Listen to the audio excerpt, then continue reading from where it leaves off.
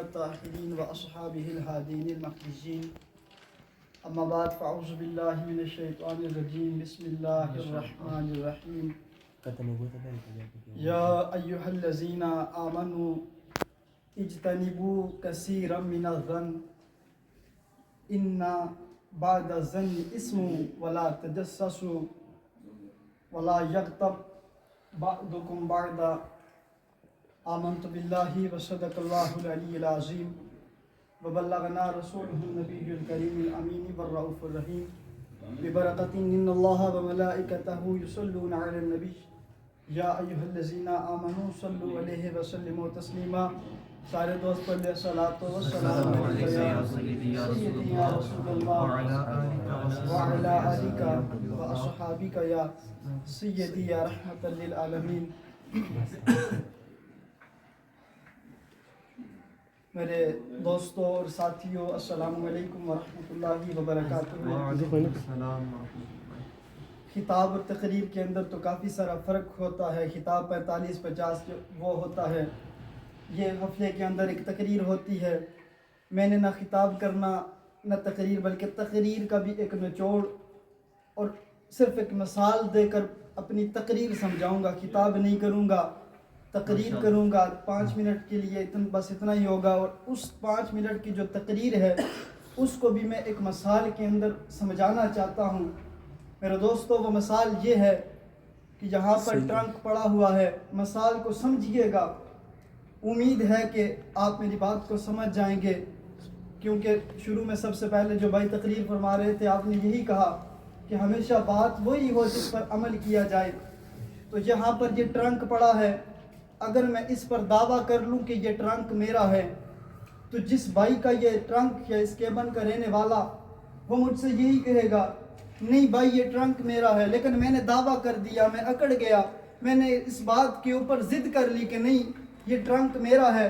بات جب بڑھ جاتی ہے، اساتذہ تک بات چلی جائے گی، اساتذہ فرمائیں گے اچھا ٹھیک ہے جناب، اگر آپ نے دعویٰ کیا ہے کہ یہ ٹرنک میرا ہے تو آپ یہ بتائیں، اس کی کوئی نشانی بتائیں، ٹرنک کے اندر جو مخصوص چیزیں پڑی ہوئی ہیں آپ کوئی نشانی بتائیں کہ یہ میری ٹرنک کے اندر یہ چیز پڑی ہوئی ہے، یہ شے پڑی ہوئی ہے، آپ دلیل بتائیں۔ تو دوستو، میں نے دعویٰ کیا، اگر تو میں نے دلیل دے دی کہ ہاں یہ ٹرنک کے اندر یہ چیز ہے تو میرا دعویٰ سچا، ورنہ جس بھائی کا یہ ٹرنک ہے وہ سچا۔ یہ ایک مثال دی ہے۔ دوسری مثال دے کر بھی بات کو سمجھانا چاہ رہا ہوں۔ بھائی کے ہاتھ میں موبائل ہے، اگر میں ان سے موبائل کھینچ لوں، میں دعویٰ کر لوں کہ یہ موبائل میرا ہے، موبائل میرا ہے، یہ کہیں گے نہیں جناب یہ موبائل میرا ہے۔ میں ضد پہ اکڑ گیا، میں نے اس پر ضد باندھ لی، بات بڑھ گئی، اساتذہ تک جب بات چلی جائے گی، اساتذہ فرمائیں گے جناب اگر موبائل آپ کا ہے نا، موبائل پر لگا ہوا ہے کوڈ، آپ کوڈ کھول لیں، اگر تو میں نے کوڈ کھول لیا تو موبائل میرا ہو جائے گا، ورنہ جو بھائی جن کا موبائل ہے ان کا دعویٰ سچا ہو جائے گا۔ 2 مثالیں میں نے دی ہیں، آئیے اب اس کا نتیجہ میں آپ کو سمجھانا چاہتا ہوں۔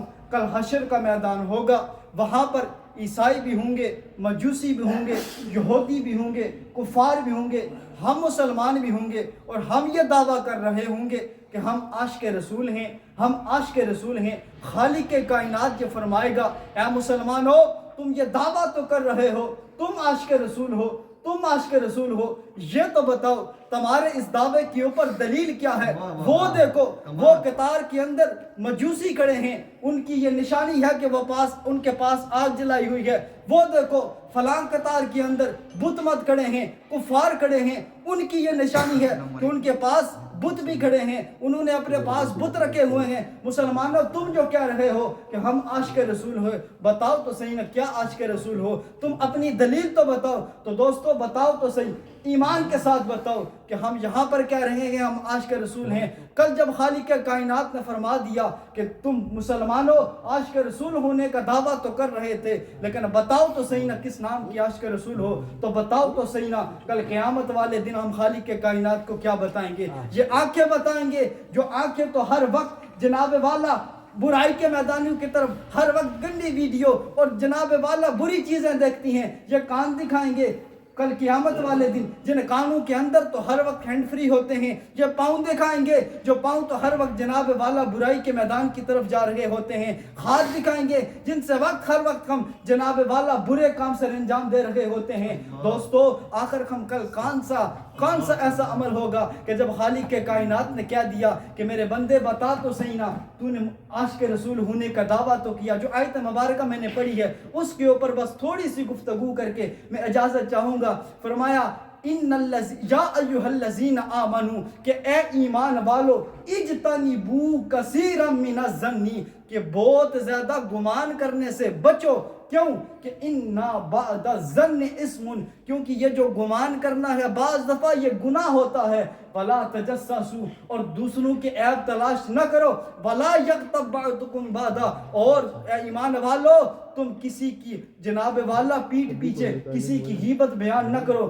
آج ہمارا حال یہ ہے دوستو، ہمارا حال یہ ہے کہ ایک دوست دوسرے دوست کے بارے میں بدگمان ہے، ایک مسجد کا خطیب دوسرے خطیب کے بارے میں بدگمان، ایک امام دوسرے امام کے بارے میں بدگمان، ایک مسجد کی انتظامیہ کمیٹی دوسری انتظامیہ کمیٹی، بلکہ چھوڑے وہاں پر گھروں کے اندر دیکھ لیں بھائی سے بدگمان ہے۔ میرے دوستو یہ ہمارا حال رہ گیا ہے۔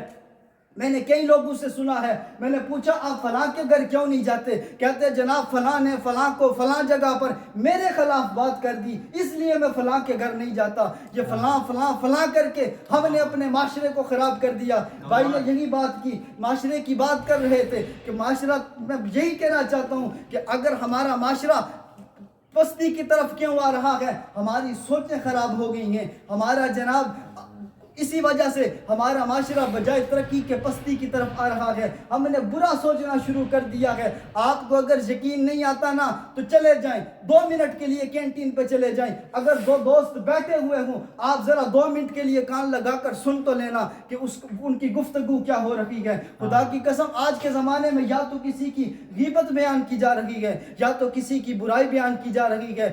لوگ آج کے زمانے میں کئی لوگوں سے میں نے سنا کہتے ہیں ہم نے مسجدوں میں جانا چھوڑ دیا ہے، ہم نے درباروں میں جانا چھوڑ دیا ہے۔ پوچھنے کی جب وجہ پوچھی جائے جناب یہ تو بتائیں نا کیا وجہ ہے، تو آگے سے یہی جواب ملتا ہے درباروں کے اوپر اب تو جناب والا جو پیر حضرات انہوں نے تو جناب پیسے بٹورنا شروع کر دیے، امام حضرات نے تو مسجدوں کے اندر جناب اب تو فرقہ بازی اور اب تو لوگوں کو توڑنا شروع کر دیا ہے، اس لیے ہم نے مسجدوں میں جانا چھوڑ دیا ہے۔ اب تو جناب جو دین کا کام ہے وہ تو کوئی کر ہی نہیں رہا۔ لیکن اس کا بھی میں یہ جواب دینا چاہتا ہوں کہ اگر مسجدوں میں کام نہیں ہو رہا، آج اگر کام نہیں ہو رہا تو مجھے یہ تو بتایا جائے نا کہ آج اگر رمضان المبارک کا مہینہ آ رہا ہے، رمضان کے مہینہ سے پہلے آپ دیکھیں گے کہ حفاظ کرام کی تعداد زیادہ ہو جاتی ہے لیکن مسجدیں کم پڑ جاتی ہیں۔ اگر دین کا کام نہیں ہو رہا تو مجھے یہ بتایا جائے کہ یہ جو حفاظ کرام، کبھی کسی نے مجھے یہ نہیں کہا کہ جناب ہماری مسجد تیار ہو رہی ہے لیکن جماعت نہیں ہو رہی۔ کیوں جماعت نہیں ہو رہی؟ کہ امام نہیں مل رہا۔ ہماری مسجد تو تیار ہو رہی، جمعہ نہیں ہو رہا۔ کبھی کسی نے یہ وجہ نہیں بتائی کہ جناب وجہ یہ ہے کہ امام نہیں مل رہا، دین کا کام بھی ہو رہا ہے۔ دوستو آج ہماری جو سب سے بڑی برائی، بس آخری بات، ٹائم زیادہ ہو رہا ہے، وہی بات میں نے بولی تھی، خطاب نہیں تقریر کرنی ہے نچوڑ دینے، بات میرے خیال میں آپ نے سمجھ گئی۔ آج ہمارے جو معاشرے کے اندر سب سے بڑی برائی، ہمارے اندر غرور و تکبر آ گیا ہے۔ غرور اور تکبر کی وجہ سے، اس کی بھی میں لاسٹ پر ایک مثال دے کر اپنی گفتگو کا اینڈ کرنا چاہتا ہوں کہ دوستو اگر آپ بلندیاں چاہتے ہیں پھر آپ کو عاجزی کرنی ہوگی۔ میں اس کی مثال یوں دوں گا کہ اگر کوئی بندہ چڑھائی چڑھنا ہو نا، اوپر کی طرف جانا ہو، تو بندہ کہے جناب میں سیدھا سٹریٹ بالکل سیدھا کھڑا ہو کر اوپر کی طرف جاؤں گا تو زندگی بھر بھی وہ سیدھا کھڑا ہو کر چڑھائی نہیں چڑھ سکے گا، بلکہ اس کو جھکنا پڑے گا، جھک کے پھر وہ بلندیاں اختیار کرے گا۔ علماء کرام اس مثال سے پھر نقشہ یہ کھینچتے ہیں کہ آپ بندے اگر تو یہ چاہتا ہے کہ مجھے بلندیاں عطا ہوں تو پھر تجھے اللہ کی خاطر، اللہ کی رضا کی خاطر عاجزی اختیار کرنی پڑے گی، جھکنا پڑے گا۔ بندے جب تو اللہ کی خاطر جھکے گا تو اللہ تجھے بلندیاں عطا فرما دے گا۔ دوستو دعا کرتے ہیں خالق کے کائنات ہم سب کو اچھے عمل کرنے کی توفیق عطا فرمائے، دوسروں کی غیبت سے، برائیوں سے ہمیں محفوظ فرمائے۔ اللہ ہم سب کو آنے والی سختیوں، بلاؤں، پریشانیوں، مصیبتوں سے بھی دور فرمائے۔ وآخر دعوانا